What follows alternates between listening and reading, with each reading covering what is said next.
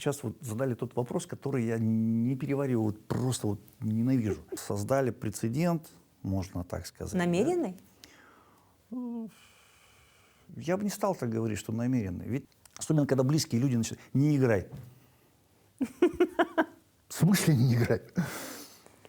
Я такой, какой я есть.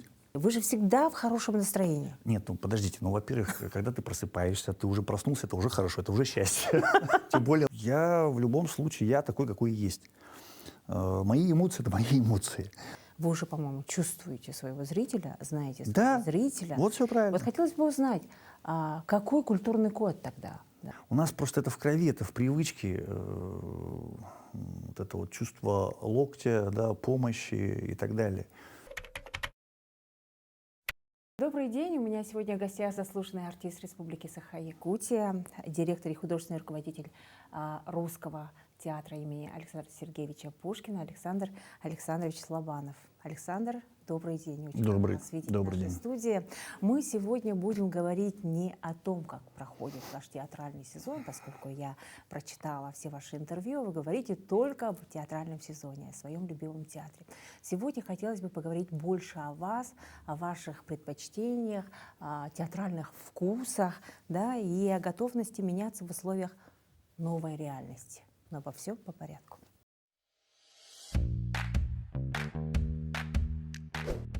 Александр Александрович Лобанов, заслуженный артист Республики Саха-Якутия, директор, художественный руководитель Государственного академического русского драматического театра имени Александра Сергеевича Пушкина.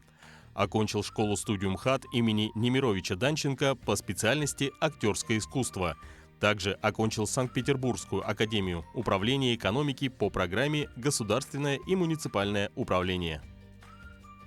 Александр, сейчас много говорят о трансформации, о новой матрице, о новом времени. Как вы относитесь к подобного рода информации? Знаете, по-моему, это просто напыщенность, пафос. Давайте как-то по-модному, как-то не так, как-то с другой стороны поговорим на ту или иную тему. Не более того, ну, рекламные, конечно, трюки, ходы. А по большому счету, ведь искусство, оно какое и есть, оно было. Традиционное искусство, оно в любом случае, оно никуда не денется. И мы видим именно в том виде, каком оно изначально было. А то, что все пытаются как-то, знаете, это как изобрести по новый велосипед, что ли? Точнее, будет, наверное, так. Не думаю, что нужно что-то новое искать и изобретать то, что уже есть. Может быть, просто попробовать делать что-то свое, постараться как-то найти свое лицо, скажем так, в общей палитре по своей отрасли. Для меня это сегодня выглядит так. Но человек же всегда хочет удивляться, всегда хочет нового. Ну, согласен. Любит меняться. Согласен. Здесь определенный момент, конечно, присутствует, то, что, ну, даже если брать, опять же, все равно, извините, не о театре, но все равно с театром, всегда при выпуске любого спектакля, какого-то проекта очередного, мы всегда хотим создать что-то новое, не похожее на предыдущее. И, в принципе, слава богу, у нас это получается. Но это и, скажем так, это своеобразные правила, то есть законы определенные сценические, да, чтобы появился зрительский интерес. Естественно, нужно его чем-то привлекать. Если мы говорим о каких-то классических произведениях, которые уже на слуху и всем известны, и как заставить зрителя пойти посмотреть именно вот эту премьеру, конечно, приходится думать, находить какие-то ходы, какие-то инструменты, какие-то новые формы, решения, что, в принципе, мы и делаем. Но, опять же, здесь есть две крайности. Можно вообще уйти куда-то далеко и забыть вообще, что такое есть театр, именно традиционный. Театр классический, в каком виде. Вот как раз сейчас вот мы наблюдаем такую тенденцию, то, что зрители, наоборот, хотят вот простого, традиционного. Я согласна с вами. Вот. И как раз именно простой, традиционный, он больше оставляет здесь вот осадка положительного для и эмоций какие-то создает, и какие-то процессы начинаются, начинаешь думать, а почему именно так, а не как иначе, вот в той или иной пьесе герои себя ведут. Конечно же, все спектакли не складываются по-разному, где-то сразу же ничего не надо объяснять, там все понятно, и зритель выходит, он получил эмоции, получил, скажем так, какую-то отдушину, потому что нам именно приходит именно за этим. Сейчас засилие всего того, что летит из гаджетов, и все на одну тему, и все так, все плохо, и все. Хочется воздуха, наверное, Тем не какой-то менее. жизни и элементарно, как кислорода, вот немножко, чтобы можно было дальше жить. Хорошо. Вот. Классических историй у вас много, да? Мы за этим и идем в русский театр, но все-таки подстраиваясь под аудиторию или что, да? Вот этот, Я думаю, то, спектакль «Мертвые души». Я да, думаю, что на самом деле мы ищем золотую середину, которая бы устраивала и традиционный театр, и зрительский интерес. Ну Вот вы и так всё. прям хорошо хайпанули. То, что касается, ну, опять же, мертвых душ, вот, честно говорю, не сильно я люблю эти вот иностранные все эти термины и словечки, которые у нас пришли. Пошумели. Ну, скажем так, да, мы создали прецедент, можно так сказать. да. Намеренный? Я бы не стал так говорить, что намеренно. Ведь в театре такие прецеденты, они создаются постоянно. Театр без этого, он как бы не может существовать, потому что всегда есть это либо имя, либо название материала, который берется на постановку. Да? Режиссер. Но говорю, это имя, то есть это либо режиссеры-постановщики, то есть уже с именем и с каким-то багажом за спиной, да? Либо это исполнители, либо это еще какой-то, скажем так, прием, который используется в постановке. Вот и все. А говорить то, что там мы вот специально... Это привлечение внимания. Любая премьера — это привлечение внимания. И мы, естественно, живем по закону именно... Никуда не деваемся, нам нужно продать то, что мы сделали. Ну, процесс сейчас такой, это элементарный, законы. Вот. Нужно создать продукт, его потом, как говорится, насытить, чтобы он был качественный, чтобы он был сделан от и до, не было никаких дыр, и потом его презентовать, уже показать зрителю. Нужно получать удовольствие, удовлетворение от того, что ты делаешь. И только тогда зритель, который находится в зале, он получит то, для чего он пришел.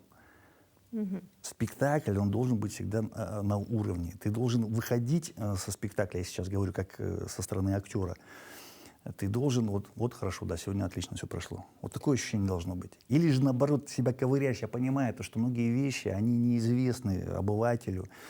И на самом деле их какие-то вещи, там штрихи и чисто профессиональные, актерские, их и незаметно. И зритель никогда не поймет, что там какие-то погрешности были. Но себя все равно нужно... Я в этом плане, может быть, какие-то сильно максималистические какие-то вещи говорю.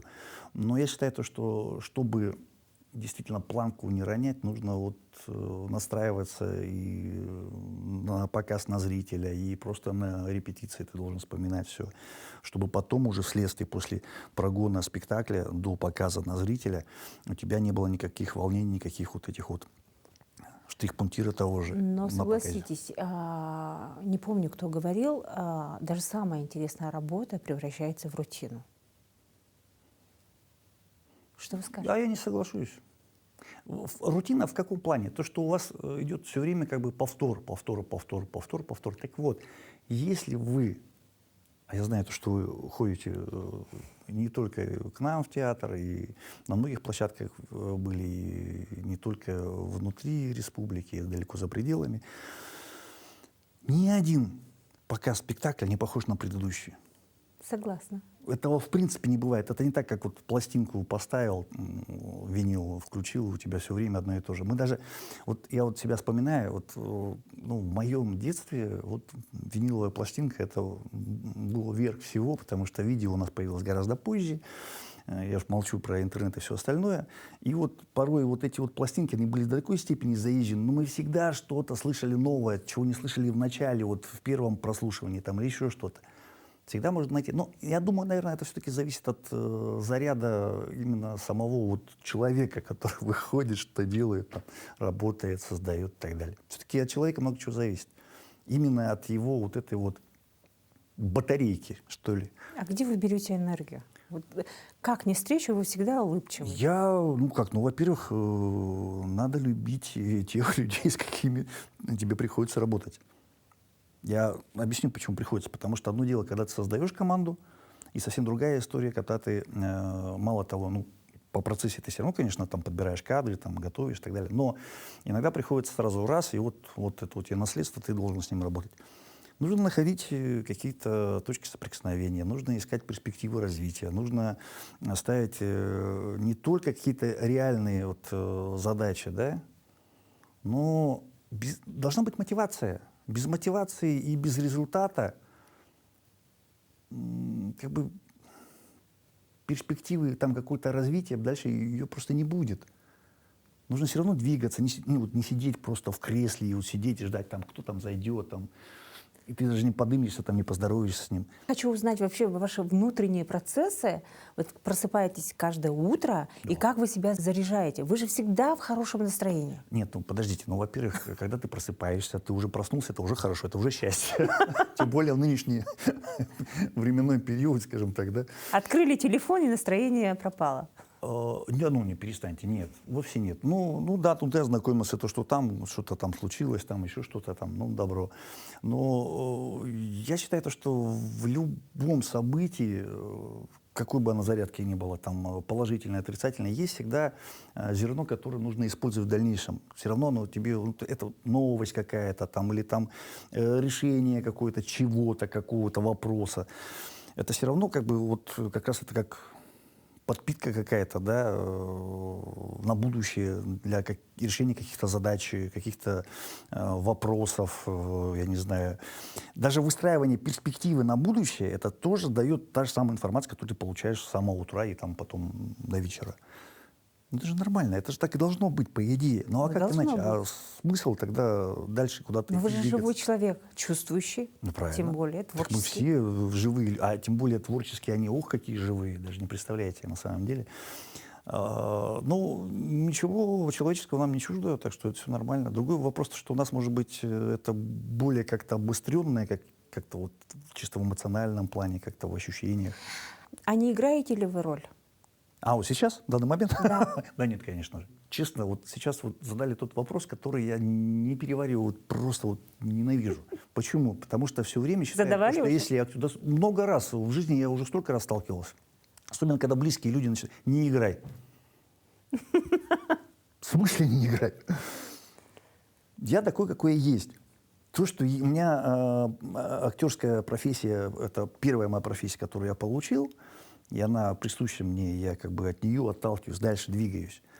Это не значит то, что я игрок по жизни. Не надо путать с игроманией, это другая история абсолютно. Вот. Я в любом случае, я такой, какой есть. Мои эмоции — это мои эмоции. Другой вопрос, когда это перевоплощение идет там сценическое, когда я выхожу на сцену, там начинаю работать, это другое. Это не надо как бы одно с другим смешивать. Потому что есть как бы вещи, которые, то есть определенные обязанности, да, которые требования, которые нужно исполнять и как бы на них делать какой-то акцент и так далее, и так далее. Иначе, скажем так, я бы сейчас не был бы руководителем театра, и у меня бы не было бы такого коллектива, который сейчас есть у нас в театре. Хорошо. Не было бы того репертуара, и так далее. Возвращаясь к трендам, сейчас очень многие театры, борются за внимание аудитории. И вы говорите, что это история привычная, непридуманная. Вот буквально вчера, то, что как бы весь репертуар и все, что вы делаете, все, что вы творите на сцене, это практически намеренное действие для того, чтобы зритель пришел к вам. Да? Сейчас очень многие современные театры стараются удивить. Да? 8-часовые спектакли, 5-дневные спектакли. Я вот вчера смотрела в сети, что уже в Москве 5-дневный В этом направлении вы думаете тоже что-то такое сделать? Поскольку сейчас в предварительной беседе мы говорили с вами про амбиции, вы сказали, что несмотря на то, что я здесь, не уезжаю никуда, я все-таки амбициозный человек. Нет, ну, безусловно, не будет амбиций, ты не будешь двигаться просто, элементарно. Ты погрязнешь вот во всех вот этих вот... Чем театр каких-то- еще будет удивлять нас? Ой, я думаю, то, что театр на самом деле Будут ли спектакли, сериалы? не перестанет удивлять. Знаете, вот мне подобные вопросы уже задавали и не раз. Ну, во-первых, все-таки нужно учитывать зрительский интерес на подобные телесериалы, да, ну, театральные сериалы, если на то пошло, да. Вот. Ну, уже нашумевший спектакль пятичасовой «Война и мир» в театре Вахтангова, Туманиса, да, конечно же, это совсем иной, скажем так, подход и иной потребитель. Зрительский, я имею в виду. Это, не знаю, это не для широкой публики, это я могу сказать однозначно. В любом случае, Высокая конечно, кухня.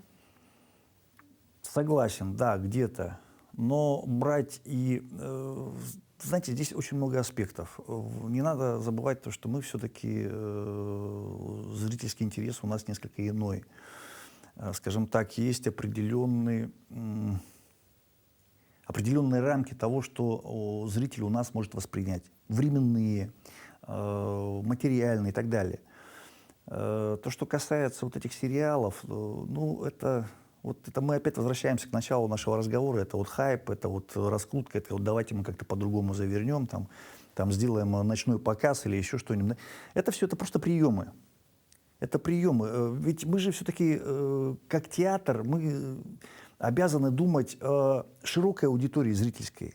Чтобы создавать спектакль, сериал, нужен ли он у нас здесь, в республике? Задавались у нас такие вопросы, и нужно ли... Я считаю, то, что деньги, потраченные на подобный вид спектаклей, мы, конечно, бы вернули. Ну, то есть все равно какой-то зритель пришел бы, все. Но как долго бы он мог жить, этот спектакль, тут у меня очень такой, где-то даже, наверное, чисто риторический вопрос. Я не думаю, что он долго бы жил, такой спектакль. Потому что в любом случае, ну, это нужно все содержать. Все эти вот... Это интервью будет выложено в YouTube также, да? Давайте попросим, чтобы в комментариях написали, нужен ли Ну, хорошо, давайте, почему нет? аудитория. Ну, я не думаю, спектакль. что это будет все равно, это не будет широкая аудитория, это будет какой-то, это из разряда спектаклей, которые делаются чисто для фестивальных целей. Я считаю, что на самом деле все равно все, что традиционное и классическое, оно все-таки в итоге победит, и все эти приемы, они хороши, но они хороши как эксперименты, как разовые, но не постоянные. Потому что если это будет всегда вот в таком вот виде постоянно мы приходим, у нас там сплошные сериалы, у меня просто элементарно, может быть, времени не хватит на то, чтобы посмотреть весь этот сериал. Вы уже, по-моему, чувствуете своего зрителя, знаете своего Да, зрителя. вот все правильно. Вот хотелось бы узнать, какой культурный код тогда вшит в якутского зрителя? Вы же много гастролируете, много ездите, чувствуете каждого зрителя, где-то вас по-другому принимают, встречают. Какой он, якутский зритель? Чем мы отличаемся? Да, скорее всего, это даже не больше к зрителю, это вообще к людям, которые живут в Якутии. Все-таки недаром вот северян, их любят принимать на Западе на работу. Не из местных, а вот именно вот вы с севера, вот к ним интерес, вот, к людям, к работникам, к моим коллегам дорогим, с Дальнего Востока и так далее. Наверное, все-таки это и зависит и от менталитета, и действительно от того, что у нас просто это в крови, это в привычке, вот это вот чувство локтя, да, помощи и так далее. У нас нет такого, чтобы мы там как волки, и естественный отбор пошел. В принципе, не бывает. У нас здесь выживали только за счет того, что друг другу помогали. Все друг друга знали от кого чего ожидать, но тем не менее все друг с другом общались, и никто никого, наоборот, только поддерживал, никто никого не кидал. И вот это прослеживается и в работе на самом деле. Потому что если я вот могу точно сказать сейчас, то, что у нас коллектив, ну, я опять же говорю про нас, именно про театр, потому что своя рубашка ближе к телу, я могу вот фактически, я знаю все болячки, абсолютно всех знаю, потому что мы все это живой организм. А сам театр — это живой организм, он всегда что-то там бурлит, что-то происходит. Все. Это куча вот, характеров, всевозможных каких-то личных амбиций и так далее, и так далее. И это сплошь и рядом. И с этим нужно, это же нужно вот так вот все как-то вот собрать и направить в нужное русло. И мало того, чтобы, как я говорил, чтобы вот там дальше что-то еще маячило, то есть мы должны к чему-то идти, а не просто так идти ради чего-то. Нет. На сегодняшний день в театре все-таки есть и направление, и есть ради чего, зачем. Есть, опять же, мы возвращаемся к решению. Потому что, да, у нас есть свой зритель. Все-таки, опять, все равно вернусь на эти сериалы. Сериалы — это вот в кино должны быть, в телевизоре, я не знаю, это все-таки не та история. Все-таки театр — это искусство, которое, оно действительно имеет определенные традиционные какие-то и ценности, в том числе, и какие-то рамки, правила, опять же. Все равно. Потому что мы живем на сцене тоже по определенным законам, по определенным правилам. Мы этому учились. Это вот большая ошибка тех, кто считает, что на сцену выходит, я вот весь такой красивый, вот мне сказали, я могу быть актером. Александр, сейчас очень многие театры работают над узнаваемостью артистов, потому как зритель сам, аудитория идет на те спектакли, где задействованы артисты, которые снимались в сериалах, да, которые часто выступают на телевидении. Вы работаете над индексом популярности ваших артистов? Конечно, что это личное участие актерское в каких-то проектах, это киноиндустрии, это, опять же, телеиндустрии, да. Конечно, это где-то в какой-то степени играет, но дело в том, что в любом случае вот это нужно воспринимать все как, скажем так, единое целое, потому что нет такого, что вот играет тот-то и идите. Нет, конечно, когда люди приходят, интересуются, либо заходят на сайт, кто занят в том или ином спектакле, и они, конечно же, смотрят, кто работает, да. Есть такой, есть любимый актер, но это как у всех, есть интересные, с которыми, то есть тут хотят еще и еще посмотреть спектакли. А говорить так, что вот прям идет наработка какая-то, и то, что, безусловно, есть ведущие актеры, но это всегда было. Как есть солисты в опере, в балете, так, конечно же, есть и ведущие актеры и в театре, да. То, что популярность и вот эта медийность, она играет на руку, да, но брать и превращать это, скажем так, в театр одного актера или двоих-троих, это, в принципе, в корне неверно. Театр — это коллектив, причем большой, как я опять повторюсь, но тем не менее, это живой организм. Да, хорошо, когда есть какие-то вот, скажем так, актеры, которые действительно уже где-то засветились, будем говорить своими терминами, да, и на них народ вот прям вот валит. Такое тоже есть. Но это в любом случае, так или иначе, это играет на руку театру. Но превращать это в полностью, говорю, как театр одного актера, это в корне неверно. Театр, я опять же повторяюсь, это не один человек, это коллектив целый. И всегда любой спектакль, он рассматривается как полотно, единое целое. Вот. А все остальные — это как составляющие как бы одного спектакля, одного материала какого-то и так далее. Во многом здесь играет, конечно же, роль, как грамотно распределены те или иные то есть роли, и кто занят именно, исходя из палитры труппы театра. Вот это даже, скорее всего, наиболее главная деталь, нежели все остальное. Но сложно, наверное, управлять парадом звезд. И, наверное, многие хотят очень хорошо занимать ведущие роли. Как плох тот солдат, который не хочет стать генералом, да? Вот, но вот не знаю, У меня тоже тут двоякое некое такое вот отношение к этому, потому что в своей жизни, честно скажу, всегда как-то родил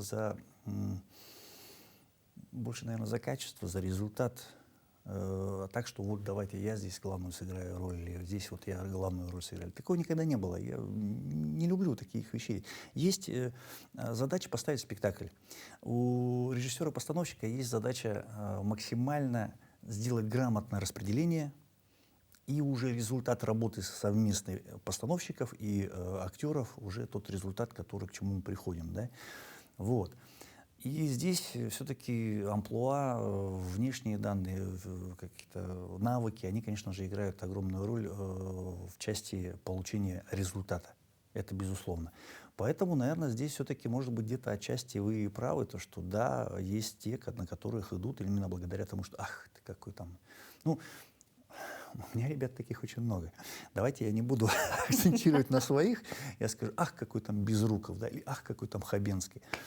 Вот. Ну, допустим, просто, конечно же, я утрирую сейчас, чтобы вы понимали, да, но, тем не менее, конечно же, интерес есть, и свои любимчики, как у всех, то есть на вкус и цвет. Есть кому-то вот нравится, там, вот, конкретно на каких-то актрис идут, да, на молодых, на возрастных, без разницы. Ну, есть любимые, есть у нас Эдварда Скупшис, все равно назвал своего, но он, потому что он такой один, и он действительно интересен, у него вот свое амплуа. И в каких-то, конечно же, спектаклях он просто, ну вот, как та самая вот вишенка на торте. Ну, может, неуместное сравнение, но тем не менее. Это мастер очень серьезный, и за плечами у него очень много работы, конечно же, и это очень здорово, что мы имеем такую возможность с ним работать на одной сцене, на одной площадке, а у молодых актеров есть возможность чему-то и учиться у него. Конечно же, мы не забываем и наших мэтров, которые у нас и увековечены сейчас, и в бронзе, опять же. Вот давайте вернемся к этому тоже, потому что я считаю, что это очень здорово, что у нас в переулке Валентина Дмитриевича Антонова появился памятник. Причем памятник, который очень как-то вот, как будто вот он там и был. Вот он вжился, и какой-то воздух появился вот и в нашей аллее вот этой вот, которая горожанами, и не только горожанами, везде, и я смотрю и селфи, и там где-то фотографии, публикации, ну, любят, да, и даже вот сейчас уже как за традицию уже вошло в моду приезжать с свадебными кортеджами и заезжать, фотографироваться, делать снимки. Ну, приятно, конечно, на самом деле, что есть какой-то такой определенный уже вклад наш, вот, скажем так, в облагораживание нашего города, нашей республики, потому что, конечно, все-таки надо отдать должное, что театр у нас — это памятник архитектуры. Мы стараемся всеми силами поддерживать его вот состояние. Конечно, это очень сложно, потому что год постройки 57-й. Это кирпичное здание из того кирпича, что и... Но он в прекрасном состоянии сейчас, Ну, да. стараемся. Это, я вот, возвращаясь опять, это тот же самый кирпич, что и Минстрой в свое время был построен, но мы знаем историю, то, что он рассыпался, и вы просто не представляете, какой цена нам приходится все время вот успевать там что-то делать, потому что ведь если вспомнить, то театр восстановлен именно на тех же стенах, это пережженный вот этот вот кирпич, он как губка, он впитывает любую влагу, поэтому, конечно же, очень это огромное спасибо, то, что нас поддерживает наше министерство, и мы имеем какую-то возможность текущий ремонт ежесезонный, то есть осуществлять. Это, конечно, нам хорошее такое подспорье. Вот. И, конечно же, театр, он действительно в центре города стоит, очень такое красивое здание. И украшает наш город. Да, действительно. Александр, вы тоже задействованы во многих спектаклях, и хотелось бы все-таки узнать, вы управленец или же все-таки артист? Сразу говорю, границ нет. Да, я актер, которым управляет режиссер, который сидит у нас в зале или работает сразу со всеми на площадке сценической. Я актер, я здесь уже не директор. Чтобы все вот снять вот эти вот, то я там сказал, сделай, не слушай никого. Нет, такого нет. Ну, тут не надо забывать, то, что есть дело, есть управление, да, есть непосредственно результат для чего. Актер, ну вот актер, это работа на сцене, на площадке. Ну, может быть, да, может быть. Это не мешает управлению? Нисколько, абсолютно. Вот абсолютно нет, скорее всего, скорее всего, актеру, даже вот мне как актеру, может быть, даже это и в плюс, и не только мне, то, что я еще и руководитель, и я вижу какие-то вот эти нюансы, которые есть. Изнутри. Да. На самом деле, благодаря этому я в свое время и оказался в кресле руководителя, потому что я был в этой кухне, я знал абсолютно все. То есть и административную работу, и постановочную работу, все полностью изнутри. Да, не спорю, то, что пришлось много чему учиться, и я и продолжаю учиться постоянно на самом деле. Вот как вот, опять же, если мы к началу нашего разговора идти, то что много всяких изменений, перемен и так далее происходит во времени, в отношении к тому или иному процессу, как внутри театра, так и за стенами его, и далеко за пределами республики и страны в целом, как мы это видим, да. Но, тем не менее, получается, в любом случае всегда, постоянно нужно делать шаги, что-то новое узнавать, что-то вот, исходя из вот ноу-хау какие-то, технологические какие-то, да, какие-то новые приемы в постановках, в подаче информации, в работе театра в целом. Это на самом деле это правильно. Почему? Потому что мы же должны работать на максимально широкую аудиторию. Мы должны привлечь и быть интересным для максимального количества зрителей. Это наша работа, это наша составляющая. У нас это из тех, как на сцене работают, то есть вот за занавесом, да, вот эта часть и та часть, которая в зале сидит. Вот, это, то есть по обе стороны. И, соответственно, здесь приходится и учиться, и как-то где-то что-то, может быть, даже и менять, и ломать, в конце концов. Не без того. А как иначе? А легко поддаются переменам? Ой, по-разному. Мы же все равно так или иначе зависим от возможностей. В прямом смысле, это не всегда деньги. Нет, ну деньги, конечно, это хорошо. Есть много можно чего сделать, и если финансирование как бы позволяет, и зарабатываем хорошо, и еще дополнительные источники какие-то есть, это всегда, конечно, это только в плюс, потому что мы можем сделать что-то новое и уровнем выше гораздо, нежели мы работали там в предыдущих проектах. Да? Мы можем что-то себе позволить такое, чего мы еще не делали.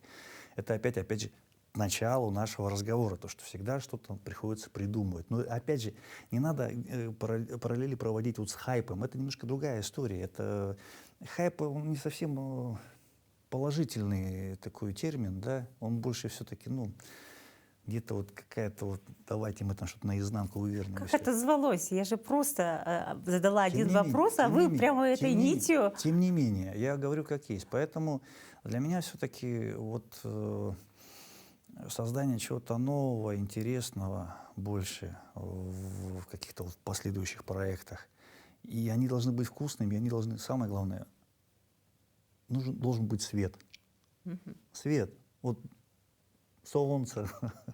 Должно быть, положительная энергетика должна быть. Это опять мы возвращаемся к батарейкам всяким. Но тем не менее, заряд должен быть положительный. Зрители к нам приходят для чего? Чтобы получить эмоции, чего им не хватает в повседневной жизни. А зачастую вообще они обделены этого. Они не видят, не встречают. Так вот, у них есть возможность прийти и увидеть, и получить все у нас. Александр, театр — это семья. Конечно. Потому как мы тоже это ощущаем, когда приходим. Я как журналист тоже прихожу, да, вы друг друга знаете. Вот прямо действительно с вешалки все это начинается. Все насколько годами работают, друг друга знают и с такой же любовью принимают новых людей, да. Кажется нам так. Ну хорошо. Да. Это уже хорошо. Хотела бы все-таки поговорить и Сергея Ацугейда. История действительно ужасающая, и очень много писали о средствах массовой информации. Был очень такой яркий человек, и, оказывается, многие воспринимали его как певца, артиста, вокалиста. Да?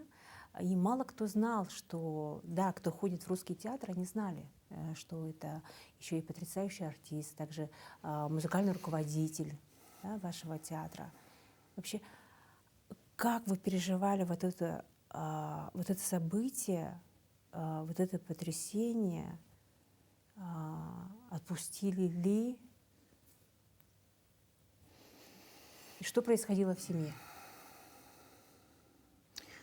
Ну, для всех это был шок, в первую очередь, конечно, то, что в страшном, в кошмарном сне этого нельзя было представить. Действительно, то, что коллектив — это большая семья, все друг друга любят, друг друге заботятся так или иначе, о друг друге знают много чего, поддерживают, сопереживают, участвуют. И когда случилась откровенная наша эта трагедия, это трагедия для театра, Трагедия. потому что найти... Ну, я не хотел бы сейчас говорить как директор, руководитель, да. Но все равно как-то приходится об этом говорить, то что когда ты находишь специалиста, у которого есть навыки определенные, да, которыми он владеет, причем в совершенстве, причем один, знаете, как 3 в 1, вот как реклама есть. Неправильное это сравнение, но оно просто доступное, поэтому вынужден так говорить, наверное. Это уникальный был человек, на самом деле. Меня многие поддержат в этом, в моих высказываниях. Когда вы правильно сказали, что многие знали его как вокалиста, как исполнителя, и у него был очень хороший голос, и своя манера исполнения. И было музыкальное образование. Он долгое время работал, кстати, в театре оперы и балета, с которым мне потом удалось его переманить, именно позвав его работать заведующим музыкальной частью.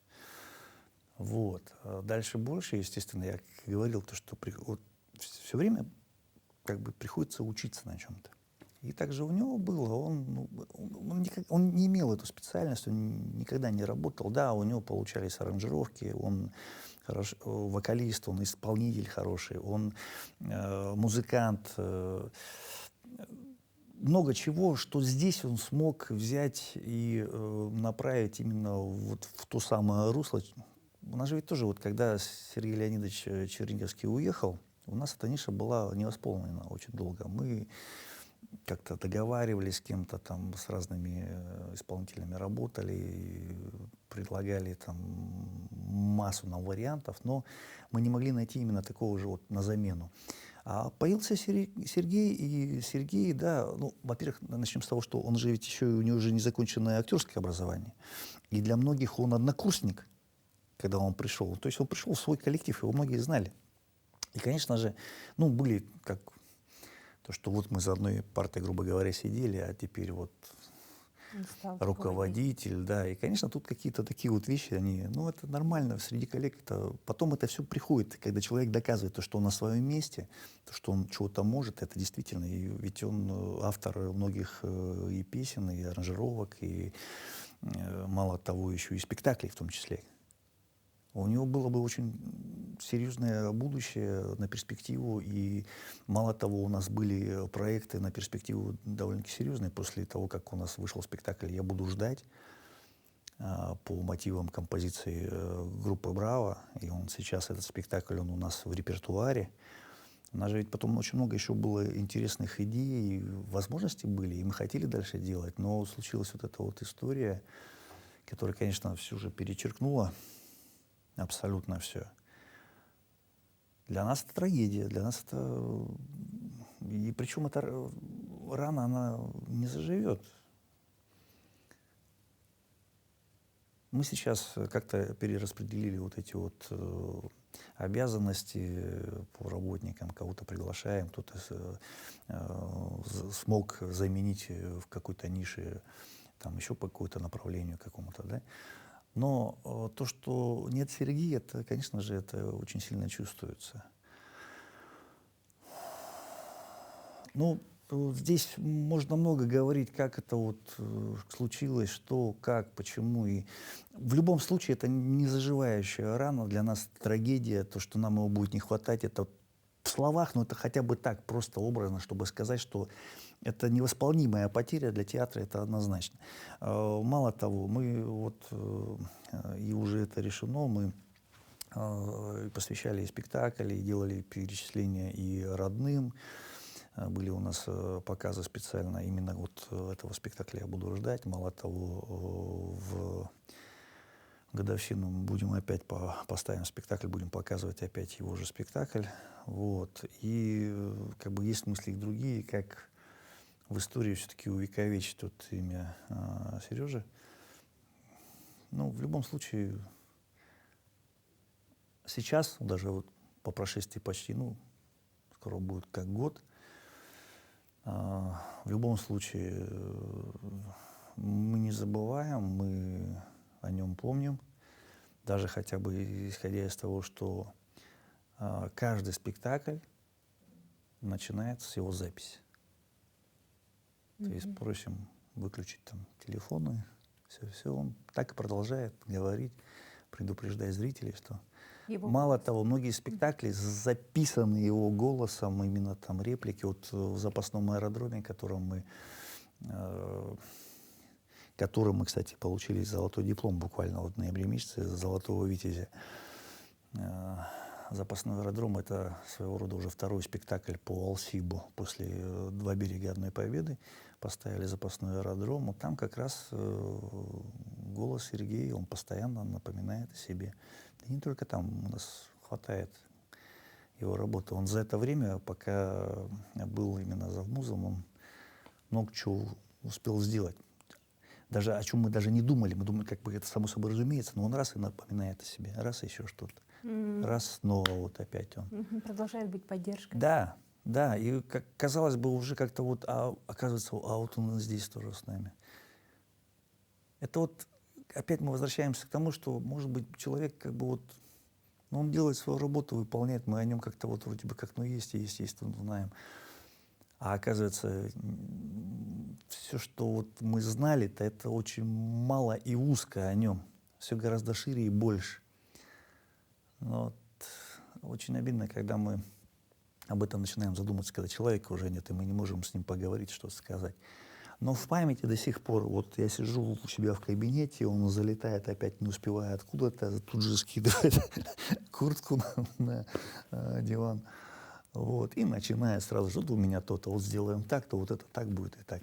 И потом идет, делает, и знаешь, что он не досыпает, что да, он действительно он и выступал, то, что многие исполнители подрабатывают, мы это знаем, выступают и в клубах, и на мероприятиях всевозможных, ну, не без того. Поэтому его, по большому счету-то и знали как... А там-то его и не видно. Он же в театре-то все время где-то там находится. Мы только знаем, вот работа его, да, его никто же не видит. Да, были спектакли, где он сам лично принимал участие. В последнее время тоже он в нескольких спектаклях был занят, выходил, работал. В частности, вот не так давно был ввод за Валерия Тверитина, и он выходил у нас в «Двух берегах» как раз майором. Вот. В «Капитанской дочке» тоже он работал. Ну, он везде, он как-то... Просто у нас нет, вот, чтобы было понятно, у нас еще и нет такого, чтобы там вот есть кто-то один, и все, и там... У нас как раз вот сама вот эта вот поддержка, если кто-то там заболел, что-то тут же замена, и тут же поставляет плечо, тут же как-то закрывает, как говорится, вот эту нишу, чтобы там, где не было дырки, грубо говоря. Она постоянно существовала, и поэтому, да, мы опять же возвращаемся, что большая семья. А что для вас театр? Да, семья, да, любимая работа. Ну, прежде всего, конечно Что же, дает это вам театр? не должно быть стыдно за то дело, которым ты занимаешься. Вот и все. Поэтому театр, оно, наверное, это та же самая жизнь, она неотделима ни от семьи, ее нельзя отделить, это все единое целое. Я сейчас не говорю о семье, как бы, вот, семья театра-то, да?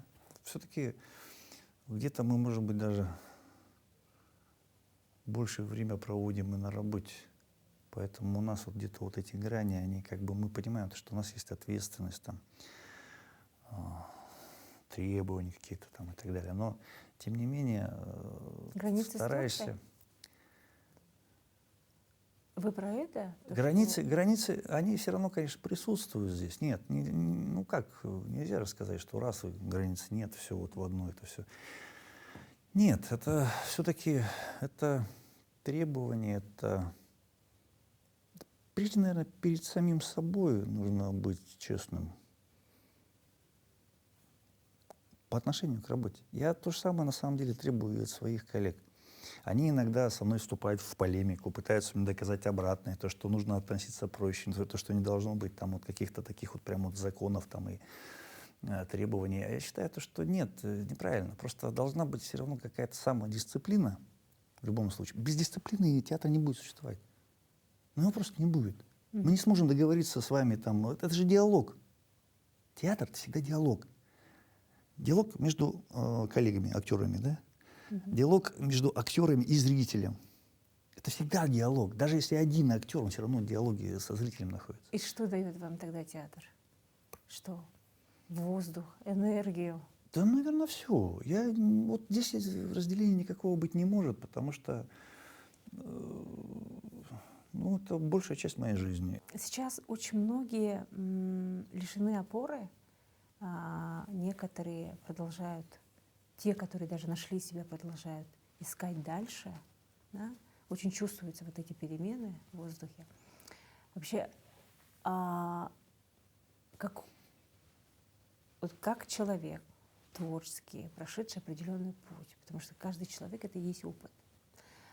Какая цитата, афоризм, либо что-то сказанное вам, да,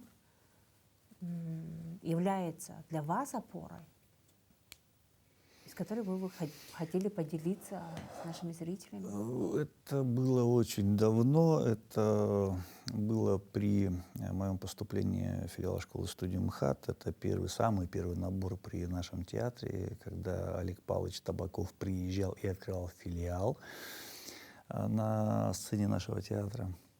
Вот тогда это и случилось. Мало того, что это все затеял Тарасов Анатолий Степанович, на тот момент художественный руководитель театра,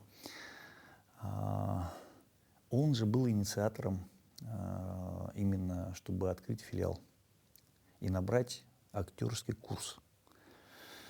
Вот. И его основная цитата, она была всегда: «Где родился, там и пригодился». Поэтому и у него изначально была идея именно открыть филиал именно там же, для кого готовили актерский курс. В конкретном случае это наш театр. Ну и, видимо, где родился, там и пригодился. Вот эта цитата, она как-то вот у меня где-то здесь вот зарубка какой-то сидит в голове, и я как-то вот ей, наверное, ей пользуюсь всю жизнь. Ну, по крайней мере, на сегодняшний день. Вот. Ну и опять же, там просто, ну, конечно же, мало того, что пригодился, все-таки я уже говорил, что нужно быть требовательным к себе, стараться все-таки особо качественно выполнять свою работу, свою миссию, скажем так. Это термин не мой, это термин Андрея Исаевича Борисова, но он наш наставник, культурный, духовный, и он очень какие-то вещи говорит грамотные зачастую, порой просто потом до тебя доходит, что он сказал, и самое главное доходит. Это миссия, наверное, действительно наша миссия тех, кто здесь живет, тех, кто здесь работает. Это вы ответили, забегая вперед, на вопрос, почему вы не уезжаете, не берете новые высоты, не проявляетесь там, а продолжаете работать в стенах, в родных стенах. Знаете, я вот, может быть, даже не удивлю вас, сказав, что я сейчас нисколько не лукавлю, не буду как бы ничего придумывать. У меня были предложения и уехать, и занять более высокий пост, тем не менее, тоже это все было, и не единожды. Вот. Но вот мы опять же, возвращаясь к тому вопросу, как-то вот Может быть, просто исходя из того, что слишком много чего мы еще наметили, много чего не сделано, а на перспективу уже процесс идет, и мы работаем, потому что ведь у нас по планам это и ремонт основной сцены, это и строительство малой сцены. Вот, и сейчас мы продвигаемся, и, в принципе, довольно-таки хорошие шаги делаем. Я думаю, то, что в довольно-таки скором времени у нас театр будет уже как-то вот все-таки он еще лучше, еще достойнее, еще приятнее для зрителя. Появится малая сцена, где мы сможем работать для самых маленьких, для каких-то, будем брать малые формы. Будет возможность показывать спектакли одновременно на обеих площадках. Мало того, это будет учебная сцена, где мы сможем готовить ребят, которые потом могли бы у нас работать. Сейчас вот у нас как раз буквально на 3-м курсе уже учатся ребята, которые целевики, набранные отсюда в театральном училище имени Бориса Щукина.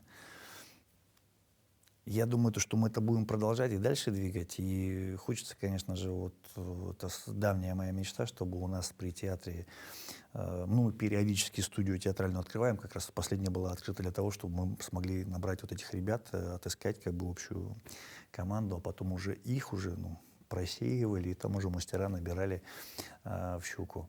Вот они сейчас у нас там 5 человек учатся. Вот. Мало того, вот буквально в ноябре месяце мы разговаривали с Евгением Владимировичем Князевым. Понятно, что руководитель как раз Щукинского училища. Вот. И у нас уже есть договоренность в дальнейшем, то есть мы будем еще делать целевой набор. Вот. Но чтобы набрать целевой набор уже по, скажем так, по высшему образованию, нужно еще сделать огромную работу для того, чтобы найти вот этих ребят, которые могли бы потом в дальнейшем поехать туда учиться. Вот, поэтому и хотелось бы, буквально, наверное, в следующем году мы в очередной раз будем открывать студию при театре, то есть будем делать отсев, искать ребят, но хотелось бы все-таки, чтобы это было на постоянной основе, и вот как раз вот малая сцена, она была бы у нас своего рода площадкой для театрального факультатива, возможность тут как раз старшеклассников попробовать себя на театральной площадке. Прекрасные планы, грандиозные планы, хорошие, прям приятно было слышать это все. И у вас, Александр, чувствуется очень много энергии для его реализации. Ну, дай бог. Да, хотелось бы, чтобы все ваши планы и цели претворились в жизнь. Делайте наш любимый русский театр еще лучше и как можно больше благодарных зрителей. Ой, спасибо. Вот бальзам на душу прям. Дай бог, пусть так будет.